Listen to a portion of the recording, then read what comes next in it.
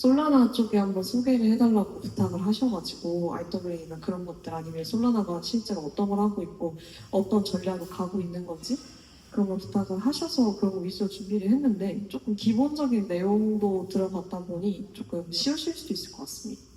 그래서 그냥 편하게 질문 주시면 될 것 같고요. 네, 먼저 저 소개를 드리자면 저는 지금 솔라나 재단에서 Developer Relations랑 APEC로서 두 직무로 같이 일을 하고 있습니다. 그래서 저는 조인을 2022년도 10월쯤에 해서 지금 한 3년차, 만으로는 3년차고 한 4년차 정도를 재직을 했었고요. 지금은 작년 중반부터 작년에 이제 디사이퍼에 조인을 해서 올해는 이제 디사이퍼 서울대학교 블록체인 학회에서 부학회장을 맡고 있습니다. 저는 이제 고등학교 때부터 블록체인을 했었는데요. 고등학교 때부터 블록체인 쪽, 이더리움 쪽 개발을 주로 했었고 이제 대학교 들어가서 저는 이화여자 대학교를 입학을 했는데 이화여자 대학교에서 학회 활동을 하다가 이제 운이 좋게 솔라나 재단에서 오퍼를 받게 돼서 지금까지 솔라나 재단에서 한국 및 아시아 담당자로 일을 하고 있습니다. 그래서 저는 아직 대학교 졸업을 못 해가지고 이제 계속해서 이제 남는 숙제이지만 근데 제가 생각했을 때 여기 제 또래분들도 되게 많으실 것 같아가지고 좀 약간 블록체인 업계라든지 그런 말에 대해서 조금 솔직하게 좀 말씀을 드릴 수 있는 기회가 될 수 있을 것 같습니다. 그래서 뭔가 재단의 직무라던가 아니면 뭔가 제 뭐 커리어라든지 이런 부분 같은 것들 그냥 이렇게 여쭤봐 주시면 제가 좀 더 편하게 답변을 드릴 수 있을 것 같습니다. 그래서 먼저 저희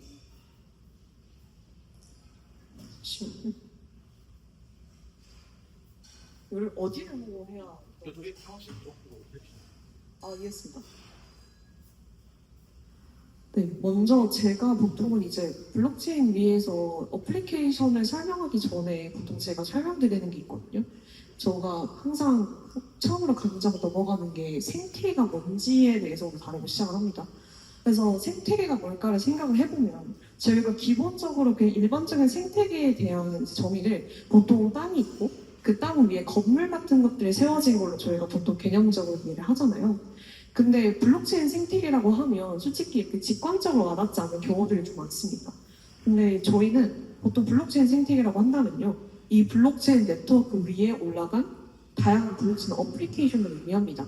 저희가 땅에서 건물이 세워지고 거기서 어떠한 이제 뭐 생성활동이라든지 그런 것들이 일어나듯이 동일하게 블록체인 네트워크도 블록체인 네트워크 위에 어플리케이션들이 있고 이 어플리케이션들이 유저들과 상호작용을 하면서 레베뉴를 만들어냅니다.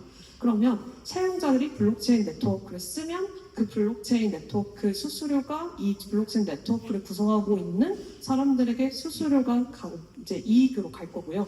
그리고 그런 블록체인 네트워크를 계속해서 운영할 수 있게끔 하는 원동력이 된다고 보시면 됩니다.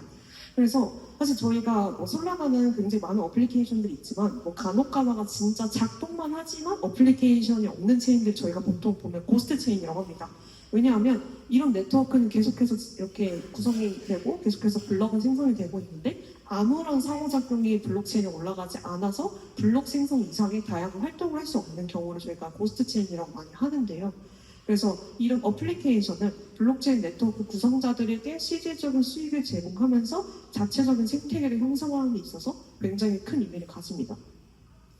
그래서 제가 왜 이런 걸 설명드렸던 이유는 이제 오늘 주제가 트레이디파이잖아요. 그러니까 트레이디파이라는 게 사실은 뭐 저희가 생각하는 약간 전통 금융적인 그런 이미지가 많이 생각이 되는데 근데 이런 경우를 뭔가 블록체인 위로 올린다. 그러니까 사실 그런 주식이라든지 그런 뭐 증권들을 블록체인 위로 올린다. 이런 것들에 있어서 직관적으로 이해가 어려우신 분들이 있으실 것 같아서 조금 이런 비유를 갖고 와봤거든요. 그래서 블록체인 네트워크 위에 올린다는 표현은 즉 플랫폼을 하나의 블록체인 위에 어플리케이션을 만들어서 그 플랫폼으로 운용을 한다는 의미랑 비슷합니다. 그래서 주식이나 증권 같은 것들을 온체인화 한다가 바로 블록체인 위에 올려서 누구나 자유롭게 P2P, Peer-to-Peer 환경으로 작동하게끔 한다라고 이해를 하시면 될 것 같습니다. 그래서 대표적으로는 솔라나에는 스테픈이라는 그냥 걸으면 move to earn이라고 해서 그냥 걸으면 토큰을 보상으로 주는 그런 어플리케이션도 있었고요. 다양한 어플리케이션의 솔라나 위에서 다양한 레베뉴를 창출해 나가고 있습니다. 그럼 이제 저희가 조금 솔라나는 어떻게 운영되는지를 좀 간략히 설명을 드리면 저희가 솔라나 재단, 솔라나 랩스, 안자가 있습니다. 솔라나 재단은 저처럼 마케팅이라든지 데벨로퍼 릴레이션스 그리고 비즈니스 그리고 그로스 이런 약간 좀 사람과 사람 간의 소통을 좀 담당하게 되는 업무가 주로 재단에 되어 있고요. 그리고 솔라나 클라이언트를 개발하는 코어 클라이언트, 실제 솔라나 네트워크를 구성하는 클라이언트를 개발하는 게 안자가 하는 일입니다. 그리고 솔라나 랩스는 저희가 휴대폰도 만들고 그리고 뭐 게임 키트도 만들고 다양한 키트를 만드는데 그런 프로덕트를 개발하는 곳이 솔라나 랩스라고 보시면 됩니다. 우리는 어쨌든 탈중앙화를 표방하는 네트워크이기 때문에 이렇게 마케팅이라든지 개발이라든지 이런 것들 하는 것들이 굉장히 다 분할이 되어 있고요. 그리고 이런 솔라나 재단이나 랩스는 글로벌 커버리지를 주로 받습니다. 그러니까 이게 어떠한 특정 대상만을 대상으로 하는 게 아니라 이게 좀 전체적인 글로벌의 모든 사용자들 대상으로 하기 때문에 부분적인 커버리지가 굉장히 어렵다는 단점이 있습니다. 그래서 이런 슈퍼팀 같은 것들이 각 국가에서 개설이 되면서 특정 국가 및 지역을 커버하게 됩니다. 그래서 직접 빌더들에게 친근하게 다가가는 지사의 역할이고요. 저는 기본적으로 아시아 커버리지이고 글로벌을 맡고 있습니다. 그래서 저는 이제 슈퍼팀 코리아뿐만이 아니라 재팬이라든지 싱가포르라든지 다양한 글로벌에 있는 슈퍼팀과 교류를 하면서 솔라나 네트워크의 기반을 성장하게끔 한 역할을 많이 합니다. 그래서 생태계라고 본다면 보통 블록체인 네트워크의 생태계는 이렇게 볼 수가 있습니다. 뭐 재단도 있고 랩스도 있고 이런 것도 있고요. 그리고 뭐 예를 들자면 다른 네트워크들도 다 재단을 가지고 있습니다. 그리고 이런 재단과 랩스가 안자가 이렇게 풀 글로벌 커버리지를 하고 슈퍼팀이 각 지역마다 커버리지를 해서 이 솔라나 블록체인 네트워크 위에 올라가는 가장 중요한 어플리케이션을 개발하게끔 지원해주는 역할을 많이 하고 있습니다. 그러면 이제 뭐 생태계 어플리케이션 굉장히 많습니다. 저희 포어필러스라는 웹시리즈 굉장히 유명한 리서치 펌에서 솔라나 쪽 메가 리포트를 작성해 주신 바가 있습니다. 그래서 여기 보시면 이런 어플리케이션들 많이 확인하실 수가 있는데 저희는 오늘 조금 주제에 맞게끔 트레이드파이, 전통 금융과 어떻게 블록체인이 융합될 수 있고 솔라나가 도대체 어떤 유즈 케이스를 갖고 있기 때문에 뭐 시가총액 되게 높고 사람들이 많이 찾을까를 한번 확인해 보도록 하겠습니다. 기본적으로 솔라나 생태계 구성은 이렇게 되어 있습니다. 사실 이건 솔라나만이 아니라 다양한 블록체인 모두 해당되거든요. 스테이블 코인, 클라이언트, 마켓플레이스, RWA, 디파이, 페이먼트, CX, 디핀 AI, 게임 모바일 이렇게 다양한 내러티브들이 블록체인 안에 녹아 있습니다. 근데 저희는 오늘 일단 뭐 약간 결제라든지 그런 조금 금융 관련된 것들을 주로 다루기는 할 텐데 보통 이제 다양한 이런 플랫폼들이 있어서 이제 솔라나 생태계를 굉장히 잘 서포트를 하고 있습니다.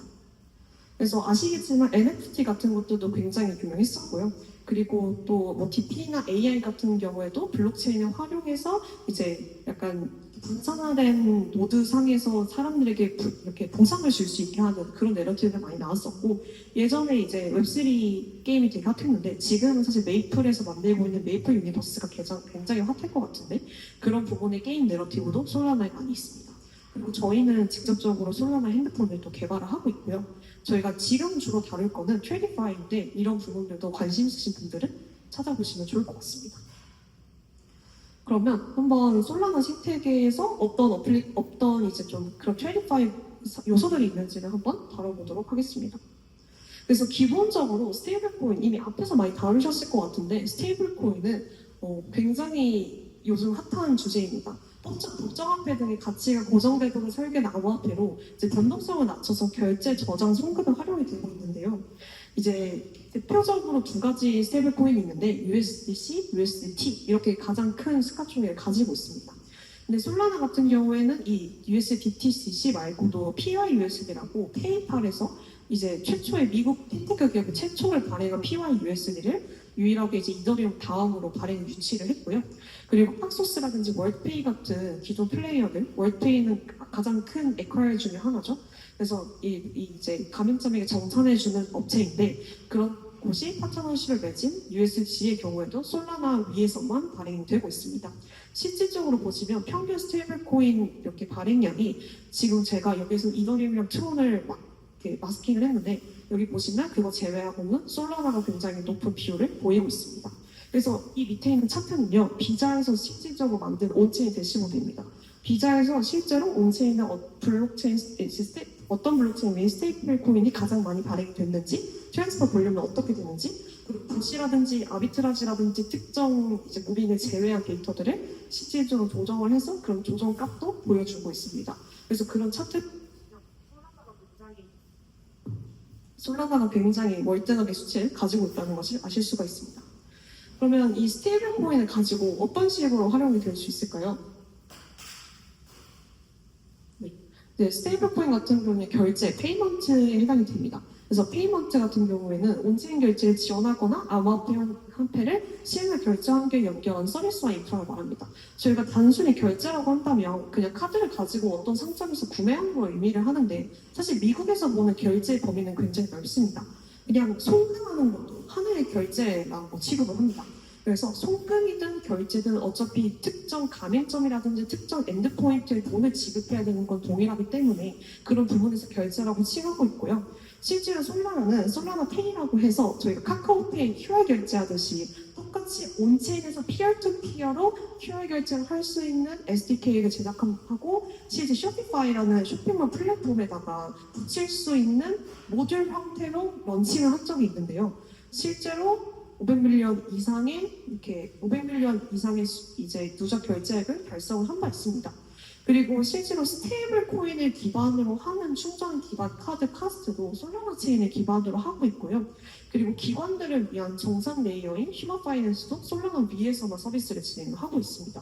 그래서 약간 정산에 대해서 조금 더 설명을 드리자면 기본적으로 저희는 피앗 현금 대 현금 정산입니다. 그러니까 지금 저희가 현금으로 결제를 하면 그 현금이 최종적으로 가맹점에게 전달이 되는 과정인데요. 근데 이 현금으로 전달되는 과정은 굉장히 복잡합니다.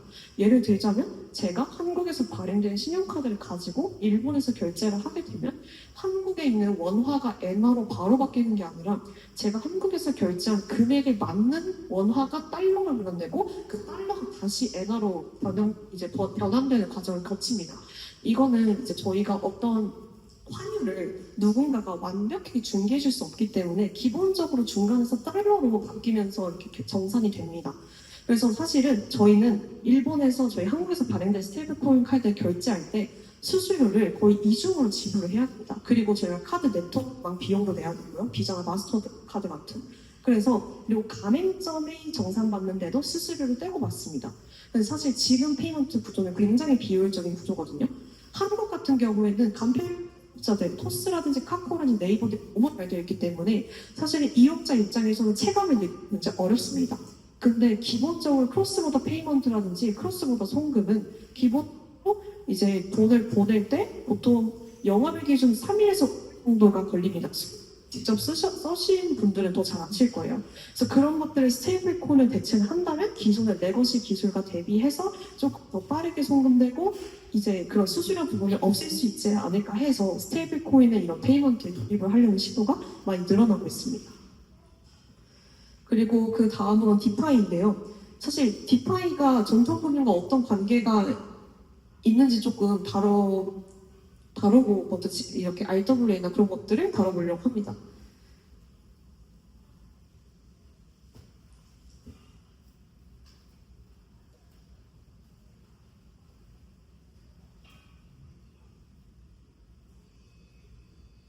혹시 그 새 슬라이드 여기.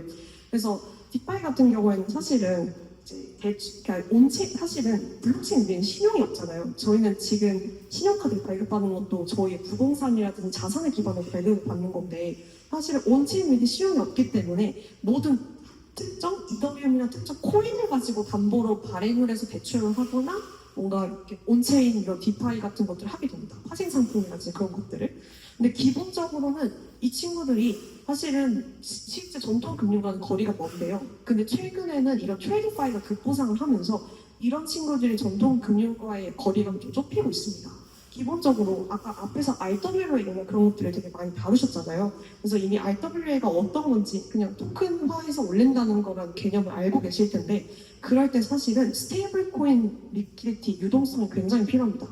그래서 스테이블 코인 유동성 있어야 실질적으로 뭔가 LP 기반의 RWA 운영도 가능해지고 그런 것들이 연쇄적으로 붙어 있다 보니까 이런 디파이에서 기존에는 그냥 리테일 트레이더들을 많이 타겟팅을 했다면 이제 가면서 이런 드리프트라든지 마리네이드 같은 친구들이 실제 기관 비리를 고용을 하면서 실질적으로 블랙락, 뭐 세크리타이즈 이런 펀드에다가 PR을 하기 시작합니다.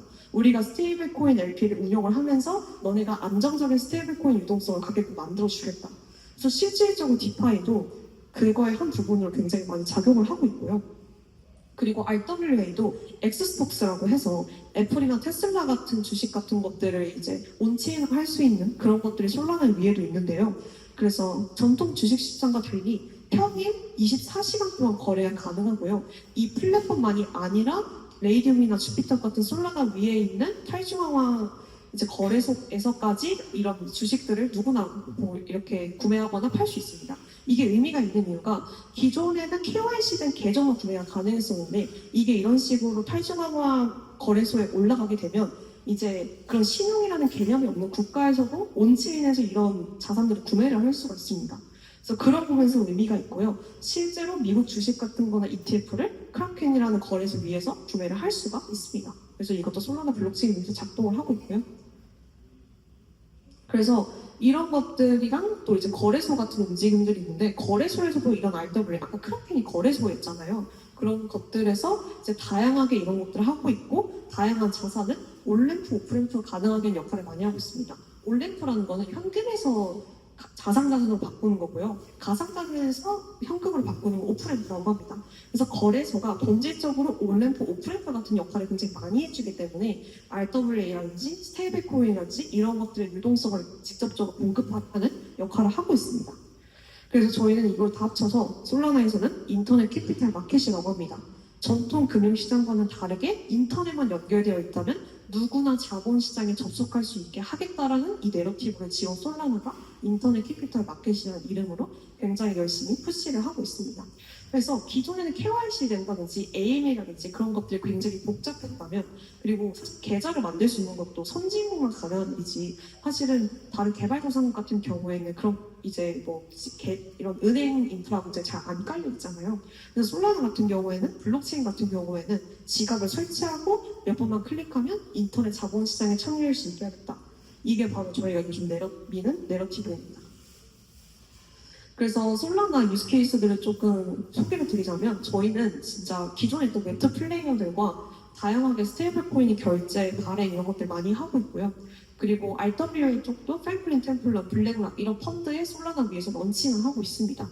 그래서 살짝 이게 솔라나 자랑 세션이 되면 안 되는데 솔라나 자랑 세션이 될 것 같아서 기본적으로 이게 왜 중요한지만 이제 회사 이름과 함께 언급을 드리도록 하겠습니다.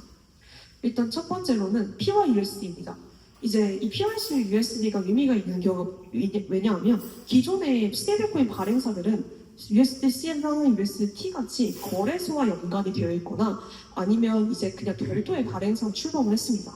근데 PYUSD 같은 경우에는 이게 미국 내 핀테크 기업 직접 발행한 첫 스테이블코인 사례로 실제로 페이팔에 있는 벤모 같은 다양한 어플리케이션들이 이 PYUSD를 기반으로 송금을 할 수 있게 설계가 되어 있습니다. 그래서 실제로 페이팔은 이제 이런 PYUSD를 직접적으로 적용을 함으로써 T0, T1 이렇게 빠르게 정산일을 가지고 빠르게 정산할 수 있는 움직임을 계속해서 보이고 있고요.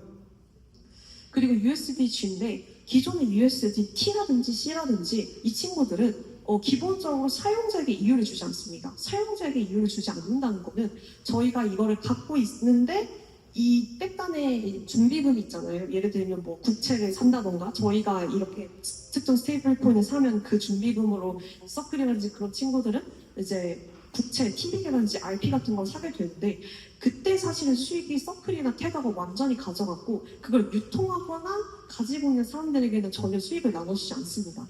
그래서 이런 부분을 착안을 해서 나온 게 바로 USDG인데 이제 싱가포르 통화청 아래에서 이렇게 발행을 했고요. 인센티브 구조로 채택을 합니다. USDG 컨소시엄이 있어서 그 컨소시엄을 통해서 발행된 자산에 의한 준비금으로 얻는 수익은 이 유통사가 유통한 만큼 비례해서 이 인센티브를 가져오게 됩니다. 그래서 이 유통자도 이 USDG를 계속해서 사용하게 하는 명분을 만들고 계속해서 이제 그런 준비금이라든지 그런 수익들을 나눠 가질 수 있도록 설계한 스테이블 코인이라고 보시면 될 것 같습니다. 그래서 여러분들이 잘 아시는 앵커리 디지털이라든지 로빈후드 이제 미국의 최대 거래소 중 하나죠. 그런 곳들이 다 참여를 하고 있습니다. 그리고 그 다음으로 웨스턴 유니언입니다. 저희는 지금 이게 3일 전에 발표가 났는데 실제로 미국의 최대 하나의 은행 네트워크 중에 하나인 웨스턴 유니언이 솔라나에서 2026년 상반기 USPT 출시 계획을 발표를 했습니다. 그래서 이제 저희는 어쨌든 스테이블 코인 인터넷 캐피탈 마켓에 표방하고 있다 보니까 이런 미국이라든지 그런 기업들의 스테이블 코인 발행을 이제 솔라나로 좀 보모를 하고 촉진시키는 역할을 많이 하고 있습니다. 그리고 그 다음으로는 제가 비자 사례일 것 같은데, 네, 비자 사례인데요. 비자는 특이하게 지금 스테이블코인 시장에 등장하는 다른 플레이어들이랑 다르게 이 친구는 2021년부터 계속해서 스테이블코인으로 정산하는 걸 계속 테스트를 해봤습니다. 근데 스테이블코인으로 정산한다는 굉장히 어려운 게 뭐냐면 저희가 지금 많은 정산 네트워크는 다 은행 계좌로 되어 있습니다. 이미 지금 저희가 포스기라든지 벤사 같은 저희가 쓰는 키오스크 같은 것들이 피지, 저희가 그리고 온라인에서 결제한 네이버페이 이런 친구들이 다 은행 계좌로 정산되게끔 되어 있는데 근데 비자는 이게 블록체인 나중에는 이런 정산 시스템을 조금 더 획기적이게 할 수 있지 않을까 해서 그러면 가맹점들이 나중에는 일일이 암호화폐 코인 지갑을 가지고 있어야 될 것 같은데 그런 것들을 한번 테스트를 해볼까? 해서 2023년에 솔라나 블록체인을 채택을 해서 실제 가맹점으로의 USDC 정산이 가능하도록 테스트를 계속 해왔습니다. 2021년에는 제가 알기로는 크립토닷컴과 함께 해서 크로스보더 송금 테스트를 했고요. 크로스보더 송금 테스트를 스테이블 코인을 진행을 하고 2차적으로 2023년에 이제 정산을 한번 스테이블 코인으로 진행을 해보자. 가맹점들이 스테이블 코인으로 받을 수 있게 해보자는 테스트를 진행을 하고 있습니다. 그리고 아까 말씀드렸다시피 이제 페이팔의 데모에서 P2P 결제 앱에서 솔라나 기반 토큰을 송금할 수 있는 기능이 추가가 됐고요. 그리고 이제 미국의 최대 이제 결제사 중 하나인 POC부에서 이제 실제로 솔라나를 통해서 스테이블 코인을 발행하겠다 발표를 한 바가 있습니다. 그리고 추가적으로 아까 제가 프레딕트 플런 아폴로 이런 거 많이 말씀드렸는데 실제로 저희도 이제 똑같이 MLF 기반의 토큰을 런칭한다든지 이런 것들을 좀 솔라나로 많이 유치하려고 많이 노력을 하고 있습니다. 그래서 실제로 저희가 이런 것들 기관용 RW 토큰들이 빠르게 성장을 했는데 이게 저희가 차트를 보시면 여기 보시면 되게 다양한 체인들이 나와 있는데 솔라나가 이제 RW TVL 그로스 레이트가 압도적으로 1위입니다. 저희가 여기 보시면 알겠지만 인터넷 캐피탈 마켓을 표방하기 위해서 다양한 이제 이런 자산운용사들을 많이 온체인으로 데려오고 솔라나 위에 런칭할 수 있도록 많은 노력을 진행을 하고 있습니다. 그래서 저는 이제 아시아 시장에서 실질적으로 맡는 일이 보통 이제 카드사라든지 자산운용사라든지 아니면 결제사라든지 그런 다양한 플랫폼들이 스테이블 코인이라든지 이런 블록체인 위에 온체인 결제를 도입하고자 할 때 POC를 짜주는 역할을 많이 하고 있습니다. 그래서 어떤 기능 같은 것들을 넣어달라고 부탁하시면 제가 이제 그런 것들을 이제 구조화를 해서 살짝의 솔루션 아키텍트처럼 구성을 해서 이렇게 보고를 드리고 실질적으로 프로덕션 단계까지 가는 거를 많이 그런 거를 주로 일을 하고 있고요. 그리고 이제 뒤에서 말씀드리면 알겠지만 저희는 더불어서 이제 솔라나 개발자 수를 어떻게 늘릴까 또 담당을 하고 있고 굉장히 많은 일을 하고 있습니다. 본질적으로 솔라나에 저희는 기본적으로 생각을 하는 게 이런 RWA라든지 이런 페이먼트 같은 것들 나올 때 개발자는 굉장히 중요하다고 많이 생각을 합니다. 저희가 계속 2페이지 넘어갔는데 저희가 지금 일렉트릭 캐피탈에서 매년 이제 웹3 개발자들, 블록체인 개발자들이 어떤 생태계에 가장 많이 개발을 할까라고 했을 때 매년 이렇게 내는 레포트가 있습니다. 저희가 여기 보시면 솔라나가 1위를 차지하고 다른 체인에 비해서 그래서 새롭게 온보딩된 솔라나 개발자들이 7,625명 이런 식으로 통계가 나와 있습니다. 저희가 일반적으로 앞에서 인터넷 캐피탈 마켓을 말씀드렸지만 사실 그거는 비즈니스적인 관점이고 본질적으로 저희는 어떠한 체인이 장기적으로 성장하기 위해서는 개발자라든지 빌더가 우선이라고 생각을 하고 있습니다. 그래서 제가 본질적으로 하는 일은 아시아 쪽의 개발자 수를 압도적으로 늘리는 일을 많이 하고 있고요. 이더리움이나 다른 체인에 비해서 부수적으로는 이런 체인을 이용했을 때 사람들이 어떠한 페인 포인트가 있을 때 그 페인 포인트를 해결해주는 역할을 기술적으로 많이 진행을 하고 있습니다. 그래서 솔라나가 이런 체인이라고 보실 수 있겠고요. 그래서 이런 개발자 생태계에 힘입어서 저희가 조금 이렇게 하고 있는 게 이제 레벨입니다. 저희가 어쨌든 이 체인이 구성이 되려면 개발자 수가 많아야 되고 개발자 수가 많아지는 건 사실 결과론적으로는 애플리케이션 레벨을 많이 늘린다. 그러니까 어플리케이션이 가지고 가는 수익을 늘리는 게 본질적으로 중요하다라고 생각을 해서 1차적으로는 개발자 쪽에 일을 많이 하고요. 2차적으로는 이런 어플리케이션을 쉽게 온보딩 될 수 있는 이렇게 도움을 많이 줍니다. 그래서 여기 보시면 민트 색깔이 솔라나거든요. 솔라나가 압도적인 어플리케이션 레벨이 실질적으로 사용자가 많은 체인이라는 걸 보여줄 수 있는 지표라고 보시면 될 것 같습니다. 그래서 실질적으로 솔라나는 인터넷 캐피탈 마켓이라는 표방 아래 다양한 기관들이 유치하려 노력하고 있고 그 유치를 위해서 기본적으로 리테일이 많아진다는 생각을 하고 그 리테일을 많이 유치하기 위해서는 뭐 밈코인이라든지 그런 어플리케이션이 많아져야 된다고 생각을 하고 그 어플리케이션을 많이 만들기 위해서는 결과론적으로 개발자 수를 많이 늘리는데 많이 초점을 두고 있다고 보시면 될 것 같습니다. 이게 저희의 롱텀 골이고요. 앞으로도 계속해서 솔라나가 미국이나 다른 아시아 쪽의 많은 자산 운용사들이나 금융사들과 많은 이제 활동을 하게 될 것 같습니다. 네, 그래서 저는 이 정도 발표를 마칠 것 같고요. 제가 좀 사전에 질문을 받았던 것들이 조금 있었는데 제 기억으로는 뭐 커리어에 관한 질문도 있었던 것 같고 그리고 본질적으로 이런 결제 시장이 뭐 원화 스테이블 코인에 이런 거 등장을 하고 블록체인 위에 토큰화된 자산이 등장을 하면 한국 시장에서 얼마나 영향이 있느냐 이런 질문을 주셨는데 그거에 대해서 짧게 좀 답변을 드리자면 한국 시장은 사실 선진국 시장이기 때문에 사실은 본질적으로 큰 의미가 없을 수가 있습니다. 왜냐면 저희는 여기서 카드 발급 못 받으시는 분 없으시잖아요. 계좌 못 만드시는 분 없으시잖아요. 그래서 제가 생각했을 때는 이런 온체인화라는 거는 살짝 기존의 금융 시스템이 제대로 갖춰지지 않은 것이 좀 더 효과적으로 나타날 거라고 생각을 하고 국경대 크로스보더 이런 결제라든지 정산이 좀 더 많이 이렇게 주목을 받을 거라고 저는 많이 생각을 합니다. 그래서 오늘 늦게까지 들어주셔서 너무 감사하고요. 혹시 질문이 있으시면 편하게 주시면 될 것 같고 따로 주셔도 괜찮을 것 같습니다. 다른 참여자가 거기 어플리케이션 사용을 하게 되면 네. 솔라나가 얻는 리워드는 뭐고 또 그 토큰 반응이 되는 그게 어떻게 유지가 되는 건지가 일단 궁금하고요. 그 다음에 한국은 금융시장이 발달해서 신제품 시장을 타겟한다고 말씀하셨던 것 같은데 그러면 가장 그 수요처가 높은 시장은 어느 국가나 좀 이렇게 관심 있게 보시는 국가나 시장? 네, 첫 번째 질문 답변 드리면 사실 스태폰 같은 경우에는 얘네가 초기에 토큰을 발행했는데 지속 가능성의 실패를 이미 했습니다. 이게 아무래도 토큰을 만약에 저희 거래는 토큰을 준다고 했을 때 어쨌든 토큰은 계속해서 발행이 됐고 사실은 그런 단편적으로 봤을 때는 사람들이 토큰을 받으면 바로 팔지 그 토큰을 굳이 구매를 하진 않잖아요. 그래서 사실은 인플레이션을 계속해서 받게 되면서 토큰 가치는 계속해서 하락을 하고 나중에 다른 새로운 사용자가 들지 않으면 계속 토큰 가격이 낮아지는 구조가 맞습니다. 사실 품질이라고 볼 수가 있겠죠. 그래서 처음에 이제 프레이트원이라든지 모브투원 같이 뭔가를 하면 보상을 주겠다는 모델이 실패한 이유도 그런 이유 때문일 것 같습니다.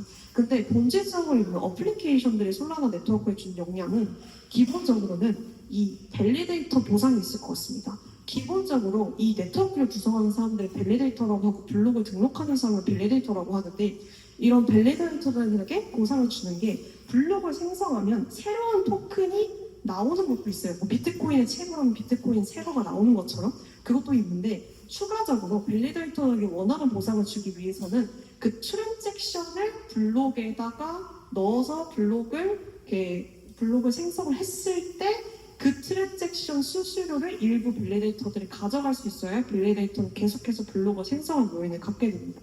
그래서 예를 들면 무브투언을 통해서 사람들이 토큰을 받아요. 그게 온체인에서 거래가 일어나면 그 거래에 대한 수수료는 네트워크를 운영하는 밸리데이터들에게 일부 전해질 거고요.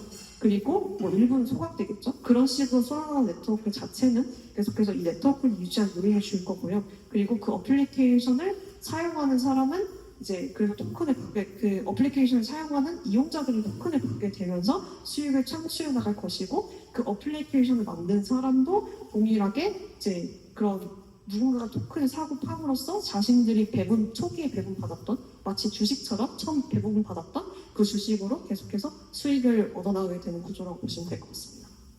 그리고 두 번째 질문이 그 어떤 시장을 좀 타겟으로 보냐고 하셨는데, 저희는 솔라나 같은 경우에는 일단은 자산형사는 사실 미국에 집중되어 있기 때문에, 미국이나 유럽에 집중이 많이 되어 있기 때문에 그런 부분에 많이 타겟팅하지만, 기본적으로 결제라든지 스테이블코인 시장 같은 경우에는 첫 번째로 멕시코를 가장 많이 타겟을 합니다. 멕시코는 그런 이제 인프라가 마련되지 않기 때문에. 두 번째로는 그 인프라 자체도 아예 없는 남미를 많이 선택을 합니다. 그래서 기본적으로 멕시코를 타겟팅하고 멕시코에서 다른 남미 국가로 계속해서 확장을 해나가고 있고요, 보통은. 그리고 2차적으로는 동남아시아를 많이 타겟을 하고 있습니다. 베트남이라든지 그런 국가들이 사실은 크립토 온보딩이 굉장히 빠른 나라거든요. 근데 베트남이나 이런 나라들은 국가에서 크립토를 규제를 하고 있습니다. 그래서 보통 크립토를 거래할 때는 저희가 어피텟을 거래하는 것처럼 거리를 이렇게 뭔가 플랫폼을 통해서 못하고, 보통 OTC라든지 아니면 개개인의 뭐 상점 같은 데 가가지고 테더를 사고 팔기도 합니다.